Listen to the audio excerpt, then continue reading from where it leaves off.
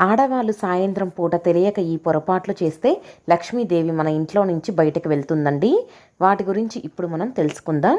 ఈ వీడియో చూసే ముందుగా మీలో ఎవరైనా మొదటిసారిగా మన ఛానల్ని చూస్తున్నట్లయితే తప్పకుండా మన ఛానల్ని సబ్స్క్రైబ్ చేసుకోండి. అంతేకాకుండా మన ఛానల్లో పూజలకు సంబంధించిన వీడియోస్ ఉన్నాయండి. మీకు కనుక ఇంట్రెస్ట్ ఉంటే తప్పకుండా చూడండి. వంటగదిలో మనం ఆహారాన్ని వండుతూ ఉంటాము. వంటింట్లో లక్ష్మీదేవి, అన్నపూర్ణాదేవి కొలువు ఉంటారండి.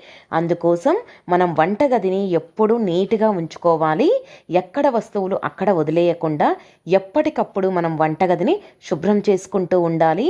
అందులోనూ సాయంత్రం సమయంలో మనం ఇంట్లో షింకులో అంట్లు అనేది ఉంచకుండా చూసుకోవాలండి. అంతేకాకుండా మన ఆడవాళ్ళు రాత్రి నిద్రించే ముందు వంటగదిలో ఎంగిలి పాత్రలు అనేది లేకుండా చూసుకోవాలి. షింకులో ఎటువంటి పదార్థాలను ఉంచుకోకూడదండి. వంటగదిని కానీ స్టవ్ని కానీ ఎప్పుడూ మనం పరిశుభ్రంగా ఉంచుకోవాలి.